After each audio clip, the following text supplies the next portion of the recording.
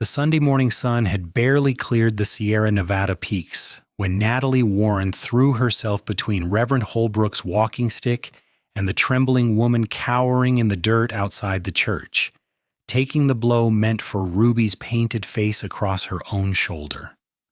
Knights Ferry, California, in the spring of 1878, was a town that prided itself on respectability.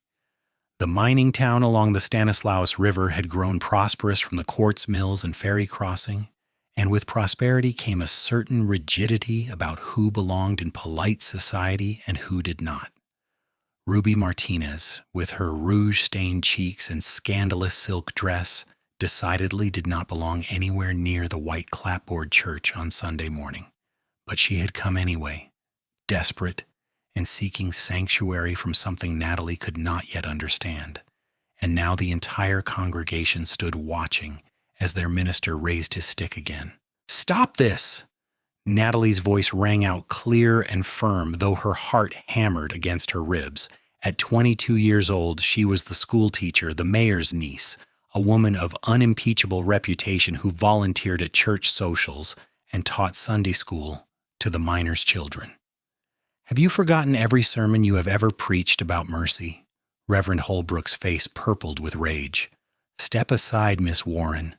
This woman has no place here, and you shame yourself by defending her." "Then I will gladly be shamed." Natalie helped Ruby to her feet, feeling the woman's entire body shaking. Up close she could see that beneath the paint, Ruby's left eye was swollen shut, her lips split and bleeding. Look at her. She came here seeking help, not judgment. "She is a prostitute," Mrs. Henderson declared from the church steps, her voice dripping with disgust. "A fallen woman who spreads disease and sin throughout this town." Natalie felt Ruby flinch beside her, but she kept her chin high. "She is a woman who has been beaten and needs help. Are we not called to help those in need?" the crowd murmured, but not with agreement.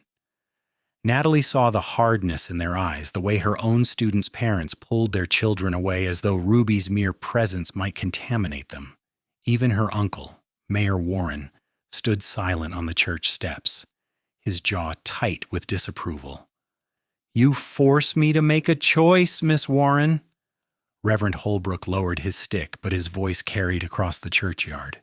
"Either you remove yourself and this creature from these holy grounds, or you are no longer welcome in this church or this town. We will not tolerate anyone who consorts with such filth." The ultimatum hung in the air like smoke from a gun barrel. Natalie knew what her answer would cost her: the teaching position, the respect of the community, her place in her uncle's home. Everything she had built since coming to Knights Ferry 3 years ago would crumble. But when she looked at Ruby's battered face, at the desperate hope in her one good eye, she knew there was only one choice she could make. "Then I choose her," Natalie said quietly. "Come, Ruby. We will find help elsewhere." She heard the gasps, the angry muttering, as she turned her back on the church and the congregation. Ruby stumbled beside her, still weak from whatever beating she had endured. Natalie wrapped an arm around the smaller woman's waist and helped her down the dusty main street, past the general store and the saloon, past the blacksmith's forge and the telegraph office. People stopped to stare. Women pulled their skirts aside. Men shook their heads in disgust or pity. She could not tell which.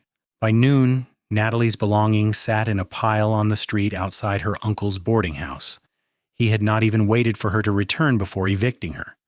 The neat stack of her trunk, her carpet bag, her few books, and the quilt her mother had made looked pitifully small in the harsh daylight. "I am so sorry."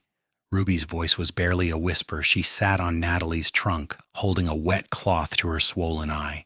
"I should not have come to the church. I should not have brought this on you."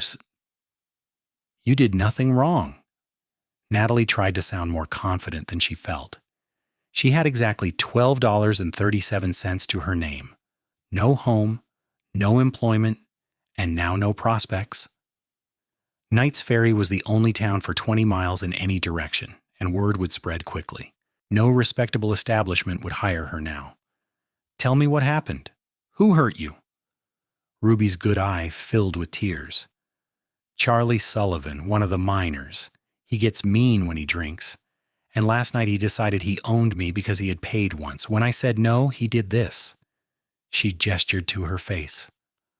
"I ran because I thought if I could not, if I died in sin, my soul would be forever lost. But I see now there is no redemption for women like me." "That is not true."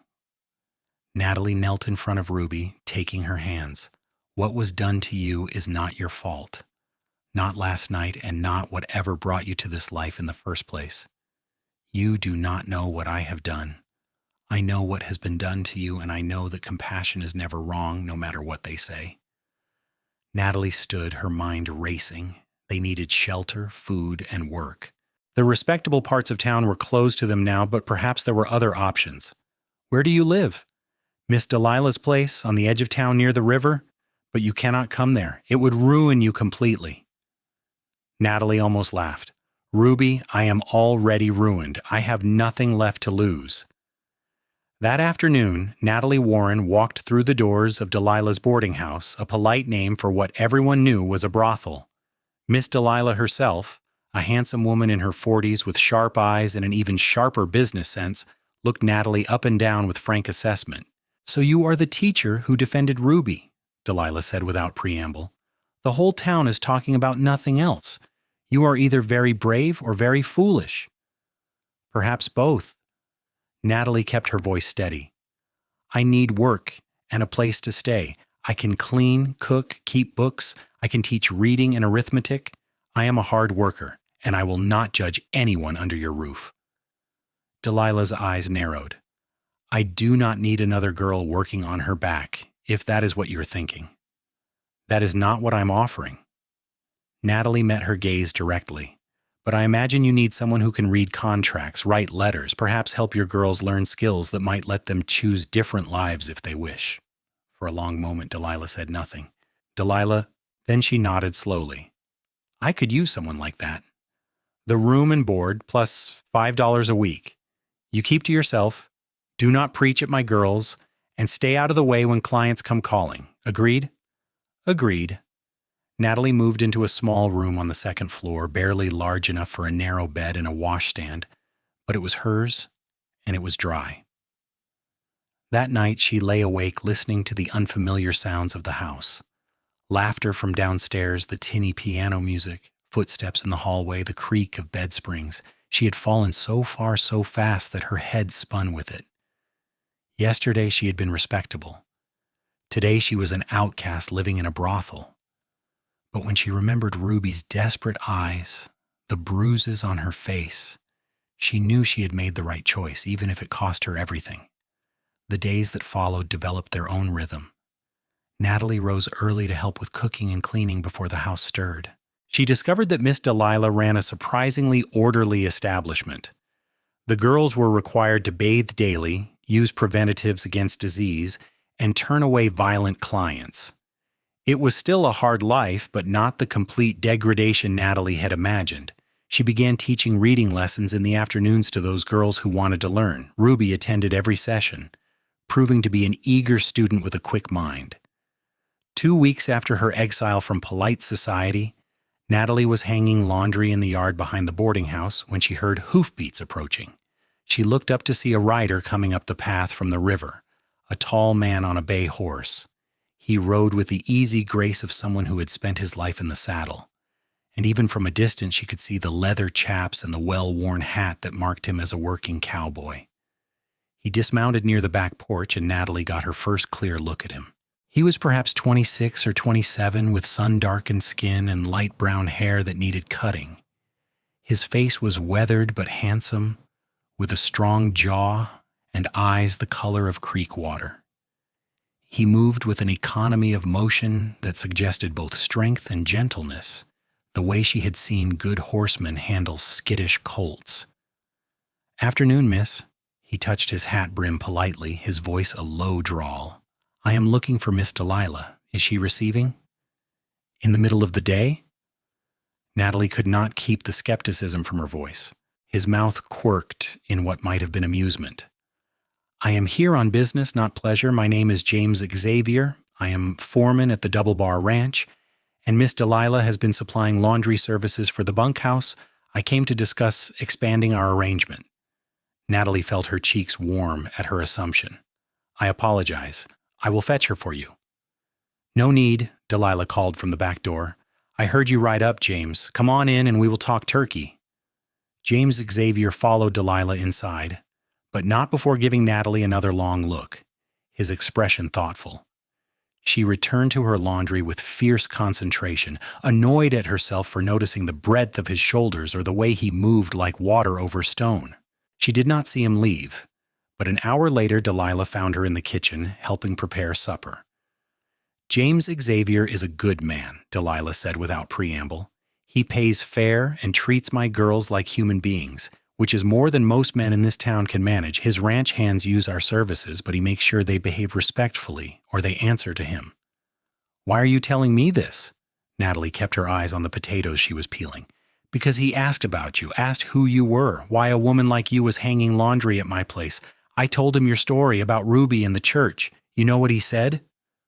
Delilah's voice held a note of satisfaction.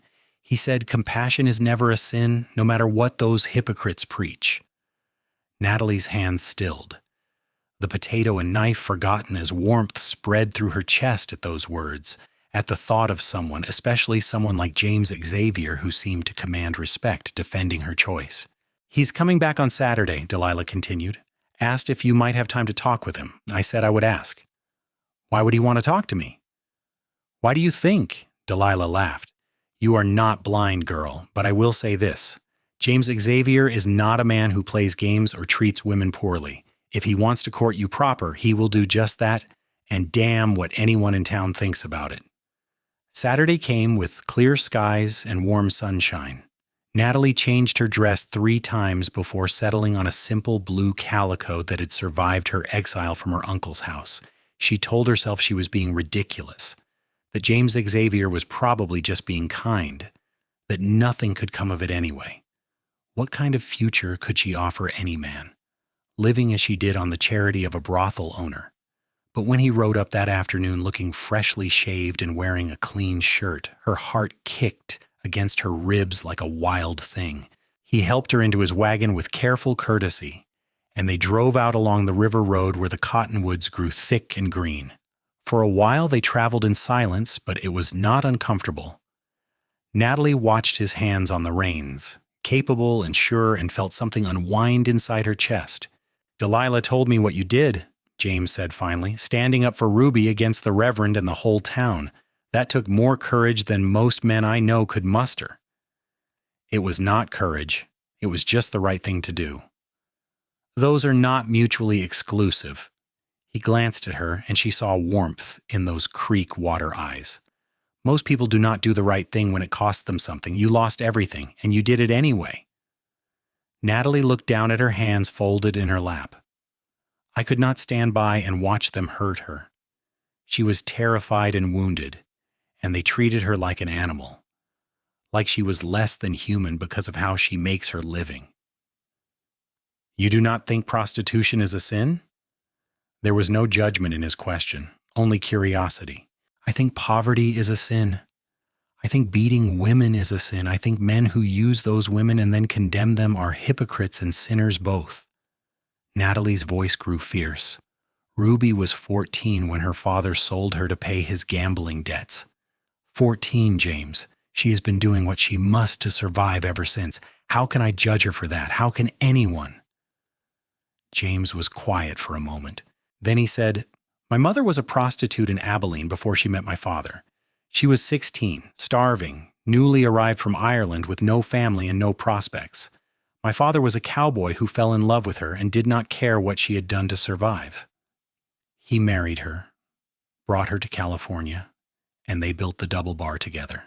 She died when I was 12, but I remember how the town women treated her, like dirt, like she was contaminating their precious respectability just by existing. Natalie turned to stare at him, seeing him suddenly in a new light. That must have been terrible for you, for both of you. It taught me that respectability is just a mask people wear to hide their own sins and failures, The kindest, strongest woman I ever knew was deemed unfit for polite society. He pulled the wagon to a stop under a spreading oak tree near the river's edge. When Delilah told me what you had done, how you had sacrificed everything to help Ruby, I knew I had to meet you. And now that you have? Natalie's voice came out softer than she intended. James turned to face her fully, his expression serious. Now I would like to know if I might call on you proper. Court you, if you would permit it. I know your situation is unusual, but I do not care about that. I care about the kind of person you are, and from what I have seen and heard, you are exactly the kind of woman I have been hoping to find. Natalie's throat tightened with emotion. You barely know me. Then let me know you better. He reached out slowly, giving her time to pull away, and took her hand in his calloused one. I am not a fancy man, Natalie. I work cattle for a living, and I smell like horses more often than not. But I have a good position at the Double Bar, prospects for buying my own land someday, and I promise I will treat you with all the respect and care you deserve. I do not care what the town thinks. I never have. Natalie looked at their joined hands, his so much larger and darker than hers, roughened by years of hard work. She thought about the past 2 weeks, living on the margins of society, seeing how the other half lived. She thought about Ruby and the other girls at Delilah's, about the hard lives they led, and the lack of choices available to women with no money or family. She thought about James's mother, and the man who had loved her anyway. Yes, she whispered. Yes, you may court me. His smile was like sunrise breaking over the mountains, transforming his weathered face into something beautiful. He squeezed her hand gently, then released it with obvious reluctance. Then perhaps you would do me the honor of accompanying me to the dance at the Grange Hall next month. I know it might be difficult, given how the town has treated you, but I would be proud to have you on my arm. They will talk, Natalie warned. They will say terrible things about both of us. Let them talk. I stopped caring about the opinions of small-minded people when I was 12 years old. James picked up the reins again, but his expression had gone thoughtful. Besides, maybe it is time someone stood up to that kind of hypocrisy. My father used to say that sunlight is the best disinfectant. Darkness and secrets let cruelty flourish, but bringing things into the light forces people to face their own ugliness. They spent the rest of the afternoon by the river talking about everything and nothing. James told her about growing up on the ranch, about his father teaching him to read using month-old newspapers, and his mother's gentle hands tending to his childhood scrapes. Natalie told him about her own mother's death when she was 16, about coming to Knights Ferry to live with her uncle, about her love of teaching and her frustration with the narrow-minded attitudes she encountered. I always thought if I just followed all the rules, if I was good enough and respectable enough, I would be safe, she admitted, as the sun began to sink toward the western hills. But that was an illusion. Safety bought by silence and compliance is not safety at all. It is just cowardice dressed up in pretty clothes. You are not a coward, James's voice was firm. A coward would have stepped aside and let them beat Ruby. A coward would have taken the easy path. You chose the hard one, and that takes real strength.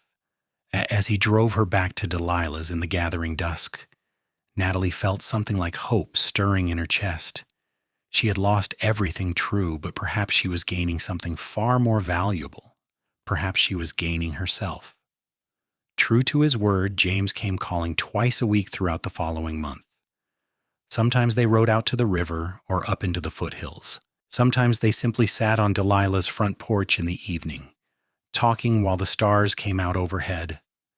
Natalie learned that James was a man of deep convictions and quiet strength. He did not speak much, but when he did, his words carried weight. He treated her with a respect and consideration that made her heart ache with its unfamiliarity. The girls at Delilah's watched this courtship with frank interest and no small amount of hope.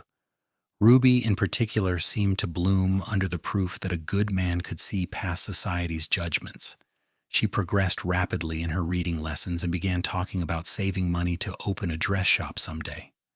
If you can fall from grace and still find love, she told Natalie one afternoon, then maybe there is hope for all of us.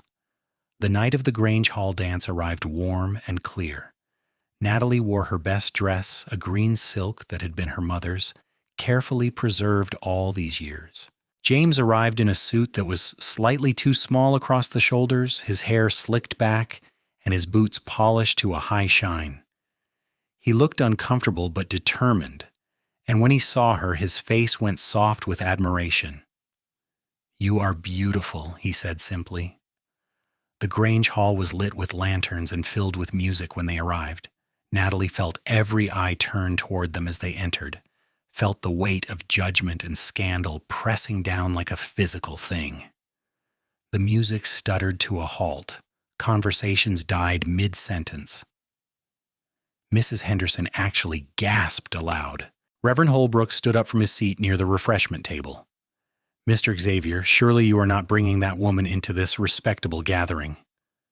James's hand tightened on Natalie's elbow, but his voice remained calm. "I am bringing Miss Natalie Warren, yes. She is a fine woman and my guest. She is an outcast who chose to align herself with prostitutes and sin." The Reverend's voice rang through the sudden silence. "She has no place here.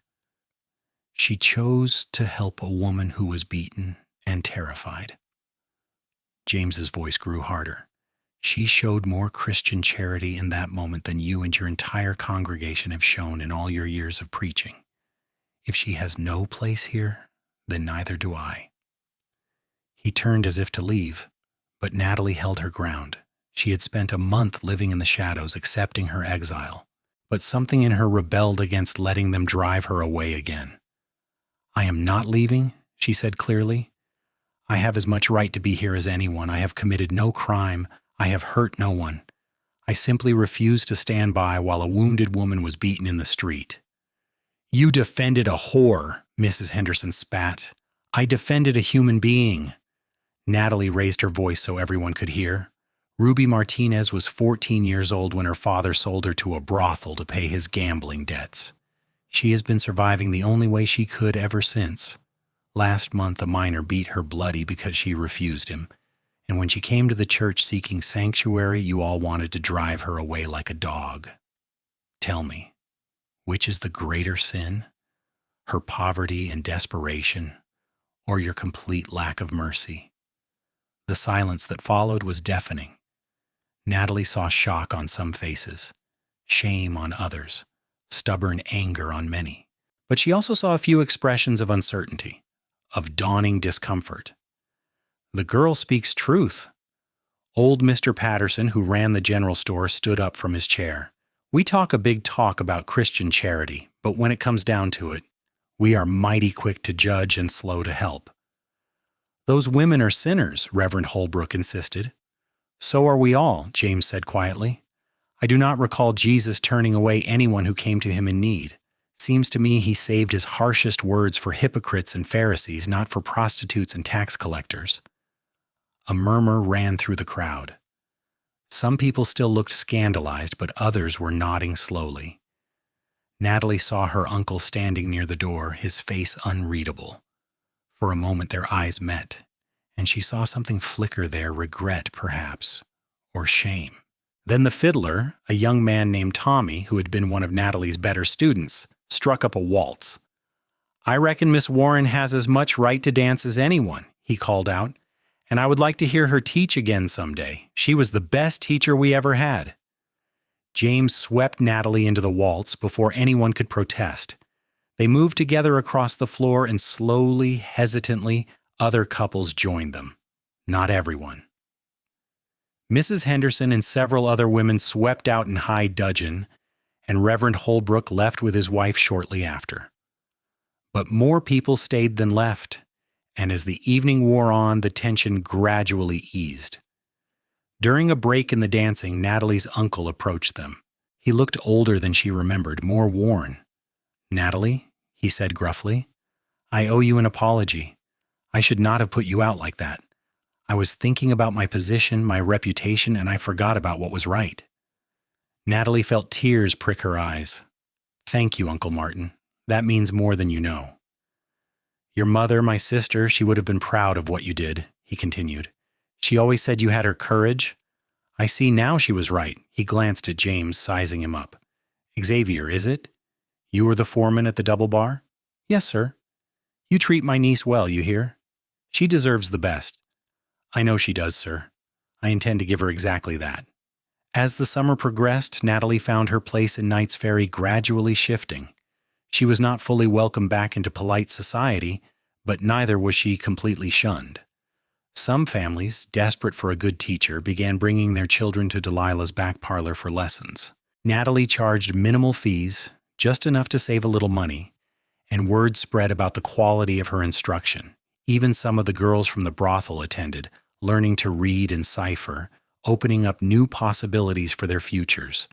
James was a constant presence, steady as stone and twice as reliable. He brought her books from Sacramento, wildflowers from the hills, and once a kitten that had been born in the ranch barn. They spent long evenings talking about everything under the sun, politics and philosophy, hopes and dreams, the thousand small details that make up a life. I want to buy land north of here, James told her one evening as they sat by the river watching the sunset paint the sky in shades of orange and pink. There is a valley up near the foothills with good water and grass. I have been saving for 5 years and I'm almost there. I could run cattle, maybe plant some fruit trees, build a life. It sounds wonderful, Natalie said softly. James turned to face her, his expression serious. I want to build that life with you, Natalie. I know we have not been courting long, but I have never been more sure of anything. You are the strongest, kindest, bravest woman I have ever known. You see people for who they truly are, not what society says they should be. You defended Ruby when it cost you everything, and you have never once complained or regretted it. I want to spend every day for the rest of my life loving you and being worthy of you. He pulled a ring from his pocket, simple gold with a small garnet stone. This was my mother's. My father gave it to her when they married, and she gave it to me before she died, told me to give it to a woman who understood what real strength looks like. Natalie Warren, will you marry me? Natalie's vision blurred with tears. Yes, she whispered. Yes, James, I will marry you. He slipped the ring onto her finger, and it fit perfectly. Then he kissed her, gentle and sweet, and Natalie felt as though her heart might burst with happiness. She had lost everything for defending Ruby, but she had gained something infinitely more precious. She had gained her integrity, her courage, and now the love of a good man who saw her exactly as she was and loved her for it. They were married in September at the ranch, under an oak tree with the Sierra Nevada mountains as their backdrop. Delilah and the girls came, dressed in their finest. Ruby served as Natalie's bridesmaid, her face healed and glowing with happiness. Tommy the fiddler played, and half the ranch hands attended along with those townspeople willing to overlook Natalie's tarnished reputation. Uncle Martin walked her down the makeshift aisle, and the ranch foreman's assistant, who was a lay preacher, performed the ceremony. Reverend Holbrook, predictably, refused to officiate. But Natalie found she did not care. Standing under that oak tree with James's hands holding hers, speaking vows of love and faithfulness, she felt more blessed than she ever had sitting in Holbrook's church. This was real. This was honest. This was love without hypocrisy or judgment. I promise to honor you, protect you, and cherish you all the days of my life, James said, his voice steady and sure. I promise to stand beside you no matter what storms may come and to always, always see you for the remarkable woman you are. I promise to love you with all my heart, Natalie responded, her voice thick with emotion. To be your partner in all things, to stand with you through joy and sorrow, and to never stop believing in the goodness of compassion and the power of choosing what is right over what is easy. When they kissed as husband and wife, a cheer went up from the assembled guests. Natalie laughed through her tears, and James swung her around in a circle, both of them grinning like fools. The celebration that followed was simple but joyful. Delilah had organized the food, and it turned out several of the girls were excellent cooks. There was dancing and laughter, and as Natalie watched Ruby talking animatedly with one of the kinder ranch hands, she felt a deep sense of rightness. This was where she was meant to be. These were her people now, the ones who understood that compassion mattered more than reputation. James and Natalie moved into the foreman's cabin at the Double Bar, a sturdy two-room structure with a fireplace and a view of the mountains. It was small but comfortable, and Natalie threw herself into making it a home. She continued her teaching, now holding classes in the cabin several times a week. Word continued to spread, and soon she had students coming from as far as 10 miles away. The following spring, James bought the land he had been saving for. The valley was everything he had promised, lush and green with a creek running through it. They spent weekends riding up there, planning where the house would go, where the barn and corrals would be built. James had saved enough for materials, and he planned to start construction in the summer with help from the ranch hands. "We could plant an orchard here," Natalie said one afternoon, standing in a meadow thick with wildflowers. "Apples and pears, maybe some cherry trees. And build the house there, on that rise." James pointed to a gentle slope with a view of the entire valley. "Big enough for a family, lots of windows to let in the light." Natalie's hand went unconsciously to her belly, where a tiny life was just beginning to make itself known. She had not told James yet, wanting to be certain, but now seemed like the perfect moment. "How big a family are you thinking?" He looked at her, his expression softening. "As big as God sees fit to bless us with." "Why do you ask?" "Because I think we should start planning for at least one addition." She took his hand and placed it over her stomach. "Come winter, you're going to be a father." The look of wonder and joy that spread across James's face was something Natalie knew she would remember for the rest of her life. He picked her up and spun her around, laughing with pure delight. "We are having a baby? Truly?" "Truly." He set her down gently, suddenly cautious. "Are you well? Should you be riding? We should get you to a doctor." Natalie laughed at his instant transformation from joyful to worried. "I am perfectly well. Women have been having babies since the dawn of time, but yes, I will see a doctor soon to make sure everything is progressing properly." That summer they broke ground on the new house. James worked tirelessly, and true to their word, many of the ranch hands came to help on their days off. Even some townspeople showed up, including Uncle Martin and several of the fathers whose children Natalie taught. The house rose slowly but steadily, a solid 2-story structure with a wide porch and, as promised, many windows. Ruby surprised everyone by arriving one day with fabric and a sewing basket. "I am making curtains for all those windows," she announced. "Every home needs proper curtains, and I am good with a needle." She had saved enough money to leave Delilah's and was working as a seamstress in town, renting a small room above the general store. Mr. Patterson had given her the job over the objections of some of his customers, saying anyone who could survive what Ruby had survived and still keep working to better herself deserved a chance. As Natalie's pregnancy progressed, she had to give up riding out to the valley, but she kept teaching and helping plan the details of their new home. James was attentive and tender, fretting over her constantly in a way she found both annoying and endearing. In November, when the first snows dusted the mountains, she gave birth to a healthy baby boy with his father's light brown hair and his mother's gray eyes. They named him Thomas Martin Xavier, after the fiddler who had stood up for Natalie at the dance, and her uncle who had found the courage to apologize. James held his son with reverent care, this rough cowboy transformed into something infinitely gentle by the tiny life in his arms. "He is perfect," James whispered, "just like his mother." "I am far from perfect," Natalie said, exhausted but happy. "You are perfect for me." James kissed her forehead. "You and this little one are everything I ever wanted, and more than I thought I deserved." The winter passed in a blur of sleepless nights and overwhelming love. When spring returned, they moved into the new house, which James had finished working on during the winter months. The orchard had been planted the previous fall. young saplings that would take years to bear fruit but held the promise of abundance. James resigned his position at the Double Bar, and the owner, understanding and appreciative of James's years of loyal service, gave him a dozen head of cattle as a parting gift to start his own herd.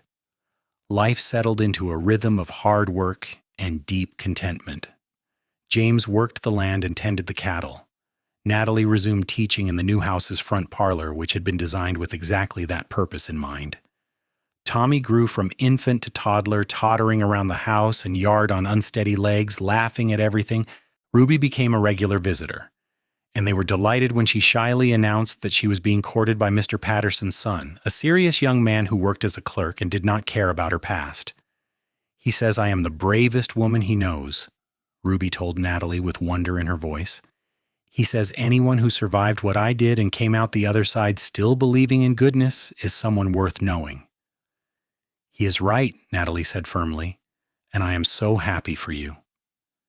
2 years after their wedding, Natalie gave birth to a daughter they named Rose Delilah, after the wildflowers that grew in their meadow and the woman who had given Natalie shelter when she had nowhere else to go. Delilah herself came to visit when the baby was a month old, bringing gifts and tears. "Look at what you have built," Delilah said, gazing around the comfortable house with its bright windows and children's laughter. "All because you had the courage to stand up for what was right." "All because you had the courage to take me in when no one else would," Natalie countered. "You gave me shelter and the freedom to be myself. I will never forget that." By their 5th anniversary, the orchard was beginning to bear fruit, and the cattle herd had grown to over 50 head. The Valley Ranch, which they had named Compassion Creek after the small waterway that ran through the property, was prospering. Natalie's school had become so popular that she had hired Ruby, who had married Mr. Patterson's son the previous year, as an assistant teacher. The little church in Knights Ferry had a new reverend, a younger man with more progressive views, and he had asked Natalie to serve on the church council. She had accepted, seeing it as an opportunity to influence policy toward the marginalized and vulnerable. Mrs. Henderson still sniffed disapprovingly whenever they crossed paths, but most of the town had come around. Natalie was seen now not as a fallen woman, but as someone who had stood on principle and built a good life from the ashes of her reputation.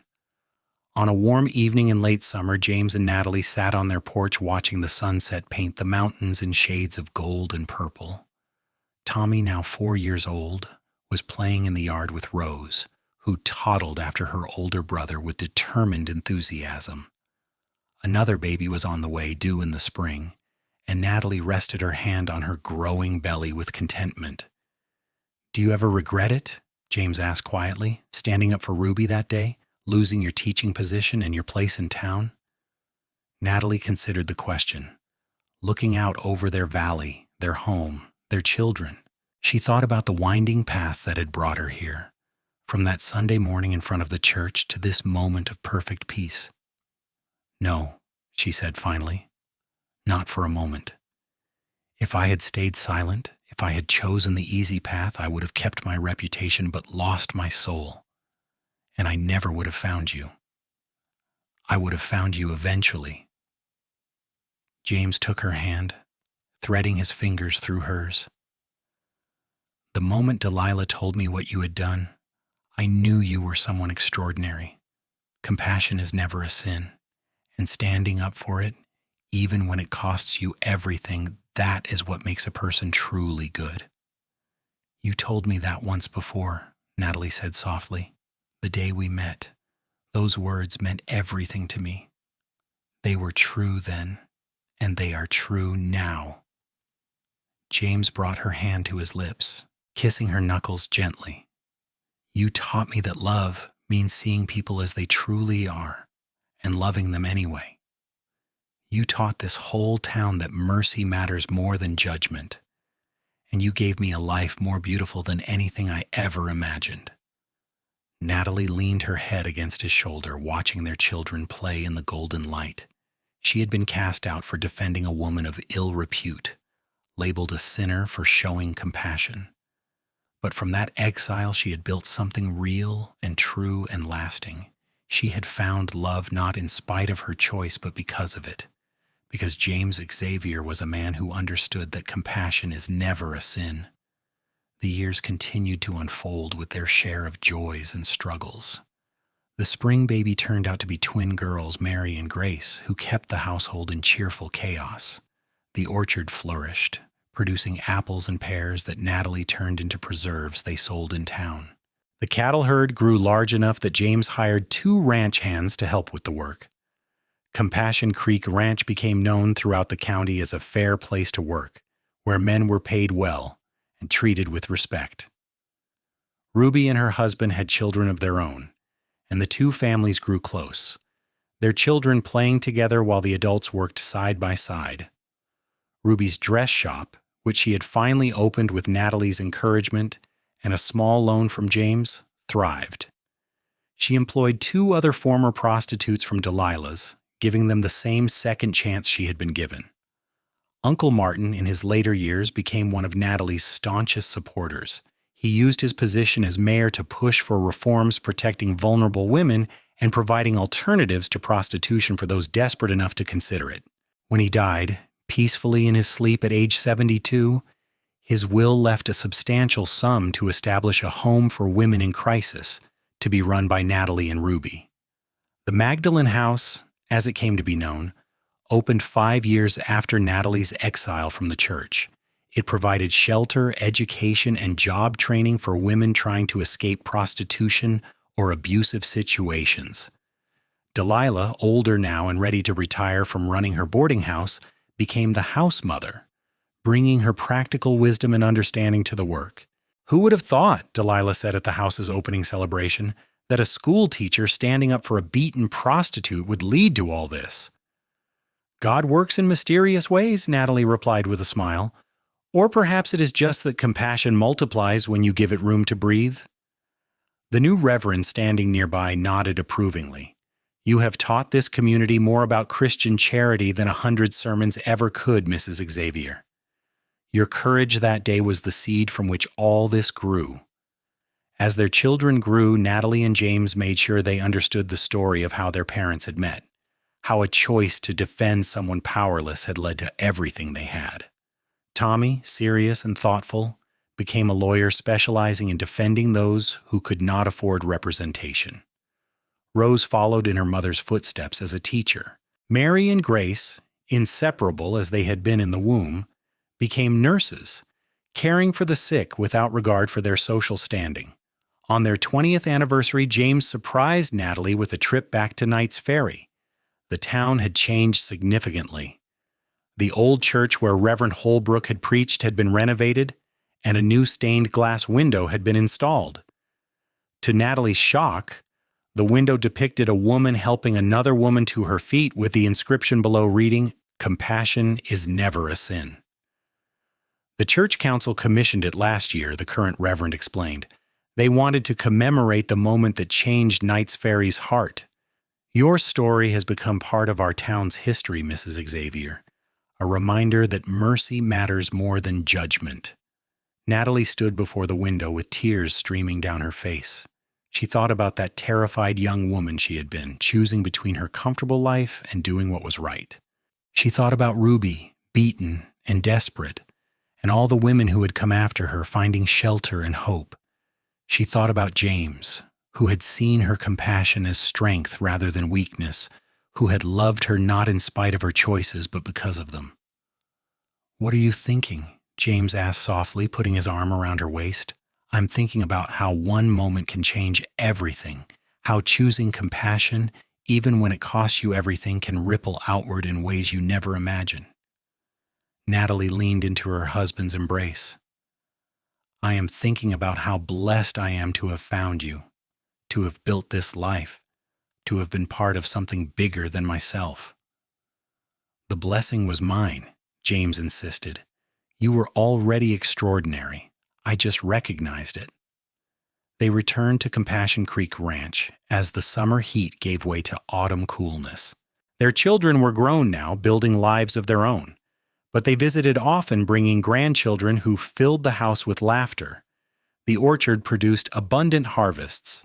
The cattle grazed peacefully in the meadows, and every Sunday Natalie and James sat on their porch watching the sunset, hands clasped, hearts full. Ruby, now a grandmother herself, visited one afternoon in late October. They sat in Natalie's kitchen drinking tea while a fire crackled in the hearth. "I was thinking about that day," Ruby said quietly. "The day I ran to the church. I was so frightened. I thought I was going to die, and I was terrified of dying in sin. I thought God could never forgive me for what I had become." "And now?" Natalie asked. "Now I know that God was there all along, in your face when you stepped between me and that stick, in your voice when you defended me, in every act of compassion and mercy that followed." Ruby's eyes were bright with unshed tears. "You saved my life that day, Natalie, not just my physical life, but my soul. You showed me that I was worth saving." "You were always worth saving," Natalie said firmly. "Every person is. That is what I tried to tell them, but they could not hear it. They were too busy protecting their respectability to remember their humanity." "Well, they hear it now." Ruby gestured to the window, where in the distance the town of Knights Ferry was visible. "The Magdalene House has helped over 100 women in 5 years. Your children are out in the world doing good, and all because you had the courage to stand up when it mattered most." As winter settled over the valley, Natalie reflected on the journey that had brought her to this moment. She was 52 years old now, her hair streaked with silver, her hands marked by decades of work. But she had never felt more content, more certain that her life had mattered. She had lost everything for defending Ruby, but she had gained a love story for the ages, a family built on principle and compassion, and the knowledge that choosing mercy over judgment had rippled outward to change countless lives. James, now 56, still rose before dawn to tend the ranch. His hair was more gray than brown now, his weathered face lined with the marks of a life well lived. But when he looked at Natalie, his eyes still held the same warmth and admiration they had held 20 years ago, when he had first said that compassion is never a sin. On Christmas Eve, with their children and grandchildren gathered around, Natalie told the story one more time. The youngest grandchildren, hearing it for the first time, listened with wide eyes as she described standing between Ruby and the Reverend's stick, choosing conscience over comfort. She told them about living at Delilah's, about meeting their grandfather, about building this ranch and this life from the ruins of her reputation. "But were you not scared?" asked little Sarah, Tommy's daughter, who was 7 years old and fascinated by the idea of her grandmother as a young rebel. "I was terrified," Natalie admitted, "but I was more frightened of living with myself if I had done nothing. Fear is not a reason to abandon your principles. Sometimes the right choice is the frightening one, and you have to be brave enough to make it anyway." James, sitting beside her with his arm around her shoulders, added, "Your grandmother taught me that real strength is not about power or dominance. It is about standing up for those who cannot stand up for themselves. It is about choosing compassion even when the world tells you that compassion is weakness." As the evening wore on and the children played, Natalie watched her family with deep contentment. 4 children, 9 grandchildren, and another on the way. A ranch that prospered. A community transformed, all because she had refused to stand aside while a wounded woman was beaten. Ruby arrived late, having closed her dress shop for the holiday. She brought gifts for all the children and a special package for Natalie. Inside was a quilt, beautifully sewn from scraps of fabric in every color imaginable. "Every piece came from a dress I made for one of the women from the Magdalene House," Ruby explained. "Women who found new lives because you believed they were worth saving. I wanted you to have something that represented all the good that came from your compassion." Natalie hugged the quilt to her chest, overwhelmed by the gesture. Each piece of fabric represented a life changed, a woman given hope, a future rewritten. It was tangible proof that choosing mercy over judgment mattered, that standing up for what was right rippled outward in ways impossible to measure. That night, as she and James prepared for bed in their comfortable room with its view of the mountains, Natalie spread the quilt across their bed. "Look at this, James. Look at all these lives." He came to stand beside her, running his hand over the colorful patches. It all started with you, Natalie. Your courage, your compassion. You were the stone thrown into still water, and these are the ripples. No, Natalie corrected gently. It started with you, too. When you rode up to Delilah's that day and said compassion is never a sin, when you chose to court me despite what everyone thought, when you loved me exactly as I was, you showed me that standing alone for what is right is hard, but standing together makes it bearable. James pulled her into his arms, and they stood together in the lamplight, two people who had found each other because they both believed that mercy mattered more than reputation. I love you, he whispered into her hair. I have loved you from the moment I heard what you had done, and I will love you until my last breath. And I love you, Natalie replied. My cowboy who taught me that compassion is never a sin. The years continued their steady march. Natalie and James grew older together, their love deepening with each passing season. They celebrated 50th birthdays and then 60th, watching their grandchildren grow and their great-grandchildren arrive. The ranch remained prosperous, though they eventually turned most of the daily operations over to Tommy and his family. The Magdalene house continued its work, now run by Rose and one of Ruby's daughters. When Natalie was 70 years old, the town of Knights Ferry held a special ceremony in her honor. They unveiled a statue in the town square, depicting a woman helping another woman to her feet, with the same inscription from the church window: compassion is never a sin. The mayor, a young man who had been one of Natalie's students decades ago, spoke about how her courage had transformed the town's character. Mrs. Xavier showed us that respectability without compassion is worthless, he said to the assembled crowd, that mercy matters more than judgment. That defending the powerless, even at great personal cost, is the highest calling any person can answer. Knights Ferry is a better place because she had the courage to stand up for what was right. Natalie, leaning on James's arm, felt the weight of years and the lightness of a life well lived. She had been cast out for defending a woman of ill repute, and from that exile had grown something beautiful and lasting. She had loved and been loved. She had raised children who carried her values into the world. She had helped transform a community's heart. Ruby, now elderly herself but still sharp-witted, stood beside Natalie during the ceremony. Who would have thought, she whispered, that a terrified prostitute running to a church would lead to all this? God works in mysterious ways, Natalie replied with a smile. Or perhaps it is just that love and compassion multiply when you give them space to grow. As the sun set on that ceremony, painting the sky in brilliant oranges and purples, Natalie felt a deep sense of peace. She had lived a good life.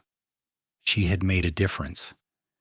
And she had done it all because she had been brave enough on one Sunday morning long ago to stand between a stick and a wounded woman and say, stop. James and Natalie lived to celebrate their 55th wedding anniversary, surrounded by children, grandchildren, and great-grandchildren. The ranch had passed to the next generation, but they remained in the house James had built, the house with all its windows letting in the light. They spent their days sitting on the porch, watching the mountains change with the seasons, holding hands as they had for more than 5 decades. Do you remember what I said to you the day I proposed? James asked one evening as they watched the sunset. You said I was the strongest, kindest, bravest woman you had ever known, Natalie replied. You said you wanted to spend every day for the rest of your life loving me and being worthy of me. You made that easy, James said softly. Loving you was the easiest thing I ever did. Being worthy of you, I am still working on that. You have been more than worthy. Natalie squeezed his hand. You stood beside me when the world turned its back. You loved me when I had nothing to offer but a tarnished reputation and a borrowed room. You built this life with me, this beautiful, messy, compassionate life. I could not have asked for a better partner. They sat in comfortable silence as the stars began to emerge overhead. Somewhere in the house, their great-grandchildren were laughing. In town, the Magdalene house lights were coming on, offering shelter to women in need. In the church, the stained glass window caught the last rays of sunlight, illuminating the image of one woman helping another. Natalie thought about that terrified young woman she had been at 22, standing in front of a church making a choice that would change everything. She thought about the cost and the blessings that had followed. She thought about Ruby, about James, about all the lives that had intersected with hers because she had chosen compassion over comfort. It was all worth it, she said softly. What was? James asked. Everything. The exile, the hardship, the years of being judged and scorned. It was all worth it because it led me to you, to this life, to the knowledge that choosing mercy over judgment can change the world. James lifted her hand to his lips, kissing it gently as he had done countless times before. Compassion is never a sin, he said, repeating the words that had brought them together so many years ago. And loving you has been the greatest privilege of my life. As darkness fell over Compassion Creek Ranch and the stars wheeled overhead in their ancient dance, Natalie and James sat together in the peace of a life well lived. They had loved deeply, fought for what was right, and built something lasting from the ashes of reputation and the seeds of compassion. And in the end, that was more than enough. It was everything.